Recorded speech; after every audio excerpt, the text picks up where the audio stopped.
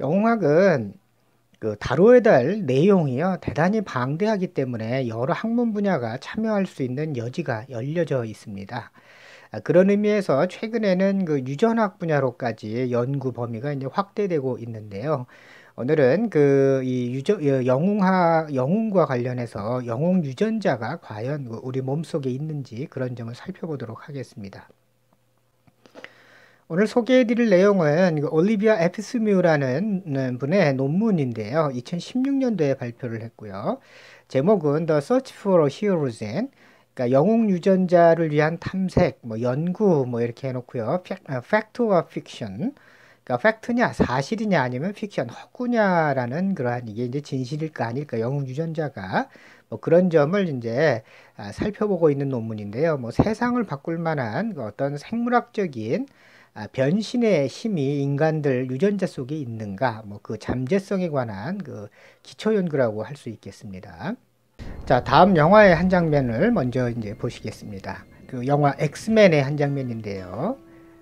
여기 지금 등장하고 있는 한 인물이 이 시간을 늦추며 공간을 이동하는 초영웅의 모습을 이제 보여주고 있습니다. 자, 그 다음엔 또 하나는 어떤 어린 젊은 여성이요, 벽을 통과하는 그러한 초영웅의 모습을 또 보여주고 있고, 그 다음에는 몸에서 바늘이 나와서 사람을 죽이는 모습이고요. 예, 그 다음은 이제 할로우맨이라는 영화 속에서 유전자 약물을 주입을 해서요, 점점 사람의 몸이 이제 투명해지는 그러한 이제 상태를 보여주는, 그래서 인간이 아닌 초인적인 그런 능력의 소유자로 이제 변모하는 그런 모습을 이제 보여주고 있습니다. 자, 지금 영화에서 다루어진 내용과 같이 육체가 변신을 하는 그러한 내용은 과거부터 현대 이르기까지 다양한 분야에서 이제 취급되고 있는데요. 예를 들어 고대 신화의 경우에는 인간이 별로 변하기도 하고, 동상으로 변하기도 하고, 동물로 변하기도 하고, 물건으로 변하기도 하는 등 고대 신화 속에는 인간의 육체가 변신하는 내용이 단골 소재로 이제 주로 많이 다루어져 있고요. 또 현대의 경우에는 돌연변이 유전자, 그러니까 유전자 변형을 통해서 돌연변이가 탄생한다라는 소위 SF 영화 속의 초영웅이 바로 이제 이러한 육체의 변신이 특징으로 이제 나타나고 있습니다. 조금 전에 본 우리가 엑스맨이라든가 할로윈도 마찬가지가 될 거고요. 그 다음에 스파이더맨, 헐크, 미녀와 야수 등도 다 어떻게 보면은 이제 돌연변이와 같은 유전자 변형, 조작에 의해서 이제 만들어지는 그런 형태들을 이제 주로 제시하고 있습니다.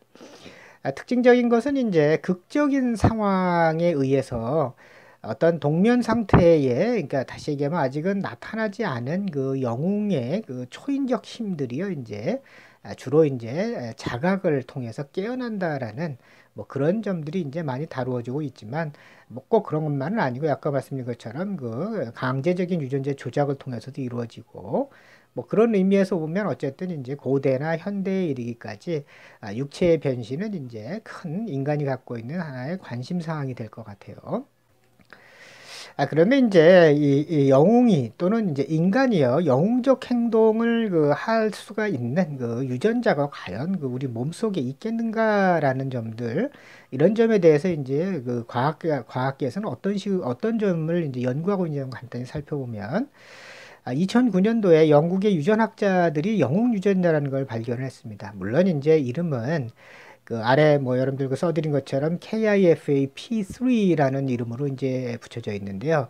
이 영웅 유전자라는 이제 소위 히어로진이라는 별칭이 부여가 되는데, 그 이유는 운동 뉴런, 그러니까 운동 신경 장애가 있는 질환자들의 경우가요, 이제 아무래도 운동을 적게 하다 보면은 이제 생명이 짧아질 수가 있는데, 수명을 연장하는 단백질 유전자를 이제 발견하게 되었다는 거죠. 그 말은 이제 운동을 이제 늘리기 위한 어떤 하나의 유전자가 있음을 이제 알게 된 거고요. 이것이 인간을 전체적으로 이제 재생시키는 능력이다라는 의미에서 이제 영웅 유전자라고 이제 이름을 붙였다 그럽니다. 우리가 생각하는 영웅과는 조금 다르지만, 어쨌든 우리 몸으로 보면 유전자 하나가 몸을 재기능을 할 수 있도록 도와준다는 의미에서 이것도 이제 영웅의 한 측면을 유지한다고 이제 볼 수도 있을 것 같습니다. 이제 후성 유전학이라 그래서 에피제네틱스라고 이제 흔히 그 영어로는 이제 부르고 있는데요. 뭐 조금 용어가 좀 어려운데 그 DNA의 그 우리가 몸속에 DNA가 이제 쫙 배열이 되어 있지 않습니까? 그런 배열에 변화가 없이도 일어나는 그 유전적인 변화를 연구하는 학문을 이제 후성 유전학이라고 이제 부르는데요. 그러니까 즉 이제 유전자 조작을 하지 않고도요, 이제 유전자가 변화가 어떻게 일어나는가, 뭐 실제로 변화가 일어나니까요. 이제 그런 점을 연구하는데, 그러니까 환경에 따라서 유전자가 어떤 거는 열리기도 하고 닫히기도 하고 뭐 그런 현상에 대해서 연구하는 이제 분야가 되겠습니다. 그런데 이제 그 영웅적 변신, 즉 이제 영웅으로 변신하는 관계, 변신하는 것과 이 후성 유전학이 일정 수준은 이제 관련성을 맺을 수도 있다라고 이제 주장을 하고 있는데요.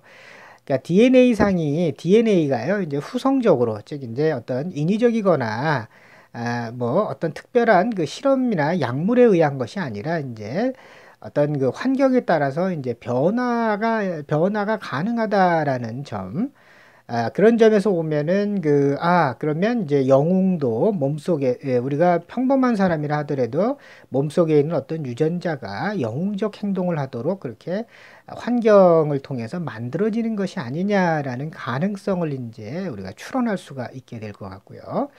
또 사지 재생학이라는 게 또 있다 그럽니다. 그러니까 즉 이제 우리 육신 중에 일부가 절단이 되면요, 그 절단된 부분에서 다시 근육 세포가 자라나서 사지가 다시 재생할 수 있는 그 재생 가능성이 있다 그러는데요. 이 부분에 대한 연구도 진행을 하고 있는데.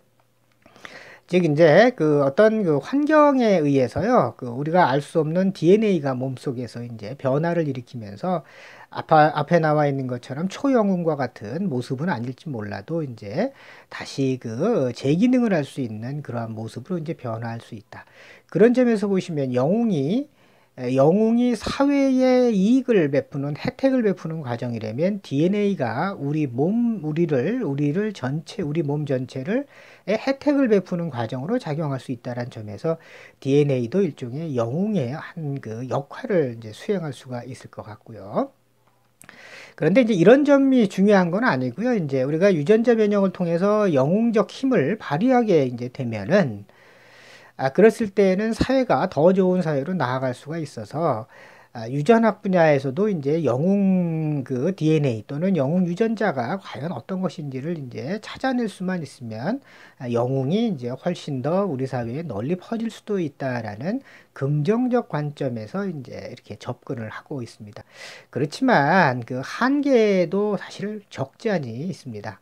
예를 들어서 초인으로 변형된다라는 거는 우리가 어마어마한 그 힘을 가진 형태로 이제 인간의 모습이 변형될 수 있다라는 거는 육체적인 변형에만 이제 국한이 되는 거지, 그와 맞추어서 이 도덕성마저도 변형된다라는 그런 관계는 이제 입증이 사실은 잘 되지도 않고 있고요. 또 그렇기 때문에 이제 악의 발생 가능성도 이제 나타나게 됩니다. 즉 우리가 영웅 유전자라는 유전자를 통해서 영웅의 그 모습을 자꾸 찾으려다 보면은 그 유전자가 역으로요, 도덕성이 기반이 안 될 때는 잠재적으로 악의 근원으로 이제 작동할 가능성도 있게 되죠. 아까 말씀드린 뭐 엑스맨의 그 매그니토 같은 경우가 이제 대표적일 것 같아요. 즉 이제 이 자신의 이익만을 위해서 이제 돌연변이들의 그 무리를 이끄는 이러한 매그니토가 그런 의미에서 보면은 이제 잠재적으로는 사회의 그 악의 근원이 될 수가 있기 때문에요. 따라서 이 육체 변형이라는 점에서 이것이 이제 영웅적 행동을 뒷받침해 줄 수 있는 이 길이 열리는 것은 참 어떤 의미에서는 우리가 좋은 점이라고 할 수가 있지만, 그런데 그 유전자라는 것을 찾아내고 이를 우리가 배양을 해난다면은 결국에는 이게 도덕성이 기반이 되지 않을 때에는 그 괴물을 만들어낼 가능성도 상당히 높기 때문에 이런 부분에 대해서는 우리가 조금 더 그 심사숙고해야 될 이제 필요성은 있는 것 같습니다. 자, 오늘은 그 영웅 유전자와 그 영웅의 관계에 대해서 간략히 살펴보았습니다. 자, 오늘도 좋은 하루 되세요. 감사합니다.